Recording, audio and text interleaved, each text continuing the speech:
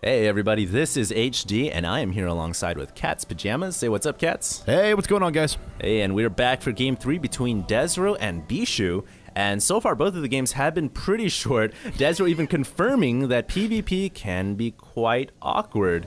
And he's even discussing a little bit about Game 1. But I want to say we finally now have a map that is very, very big. In fact, this is probably the biggest map so far in the entire IPL. So this is Tal'Darim Altar, and if there's ever a chance for a long-run PvP and a long-term PvP, this might be it. Yeah, absolutely. And it's kind of this map is a really weird dynamic for PvP because of the increase in warp gate technology time, players are a lot of players are still forward gating, don't get me wrong, but there's a lot of players that are switching off of that as well. Yeah. They're going to 2-gate robo styles, 2-gate stargate styles, things like that. Yep. Or 2-gate and then forage in your base style. Absolutely, as we saw DesRow pulling off really well last game. But because of the walk distance of this map, it makes the Robo, Stargate, etc., the non-gateway structures that much less effective. So, you know, I don't know. I don't know if these players are just going to outright 4-gate because they can warp units everywhere. The walk distance doesn't affect a 4-gate strategy, which is usually what you end up seeing then on Tal'Darim Altar. Yeah. The thing about Protoss versus Protoss and why the matches usually finish up so quickly is because the 4-gate with the warp gate technology allows you to warp in right in front of an opponent's base. So you're absolutely right in that the map terrain may not even make a difference whatsoever. So we'll see what happens. Both of these players are doing their scouting right now, and it looks like they're both opening up with identical builds. Maybe DesRow has his pylon going up just moments earlier than Bischu. Yeah, absolutely, but everything not really going to make a difference at this point. Yep, there's the cybernetic score coming down for Bischu. It's going to follow here in just a second for DesRow. There it is. Yeah. And really so exciting. Yep, the question is just going to be how quick do players decide to drop down their second gas, because that could be indicative of tech. Now, if DesRow, I'm really curious to see if DesRow decides to gas steal again.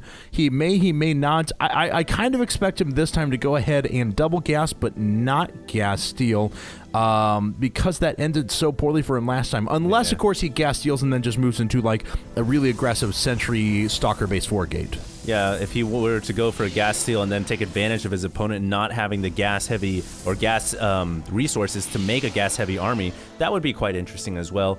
We can see, though, that DesRow is not going for the gas steal, nor is he getting his second gas early on.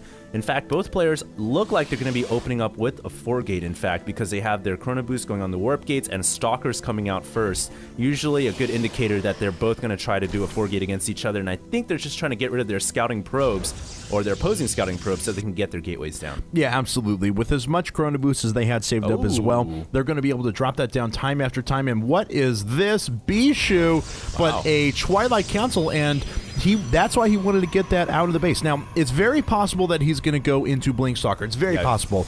But 2 gas and Twilight Council before a second gate a lot of times does mean DTs. So we'll see what's going to come out. DesRow does have gateways number 2, 3, and 4 down, so he's going to be able to warp in a bunch of Stalkers if Bischu decides to tech and tries to get out any sort of a Dark Shrine. He's got to do it quick, but I don't think he has enough gas saved up. I think he's just going to put down the Blink Stalker. Yeah, I think he's going to go for Blink here. It would surprise me if he went for a Dark Shrine. It is entirely possible, like you mentioned, that he got that early second gas, which would mean that he would have all the gas he needs to build out a couple of DTs. But yeah, it looks like he is going to be going for Blink indeed. And the reason also why you get that second gas going is so you can get the Blink upgrade right away, and you have enough gas to make, 3-4 Stalkers at a time.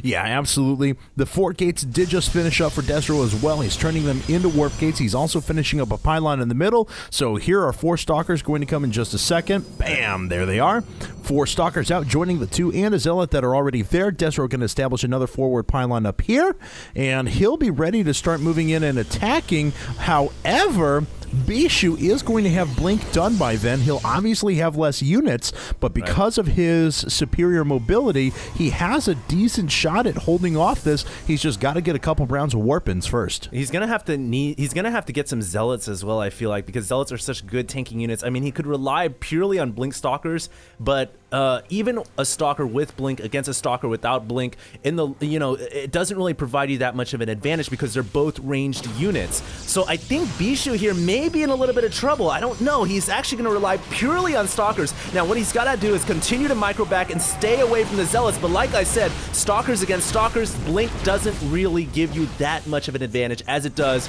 in comparison to a melee unit. Yeah, absolutely. And now DesRow is in with a lot of units. He was supply capped there for a while. Oh, he takes out the pylon. He nullifies one of the warp gates. That is huge.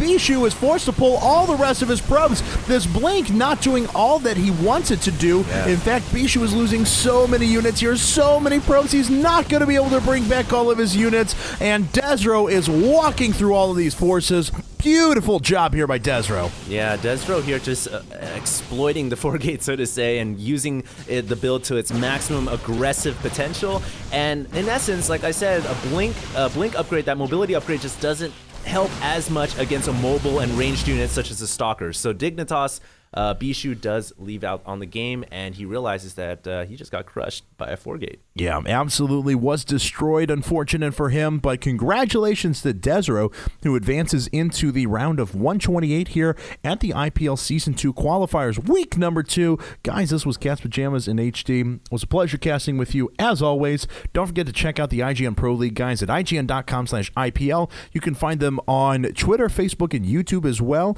as IGN Pro League, username IGN Pro League. If you've enjoyed our casting, please be sure to check me out at twitter.com/catspajamashsc2.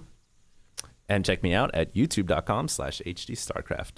All right, guys. Well, thanks very much. Awesome PvP there. We'll be back with more awesome content in the future. Until next time, signing out. Awesome-o.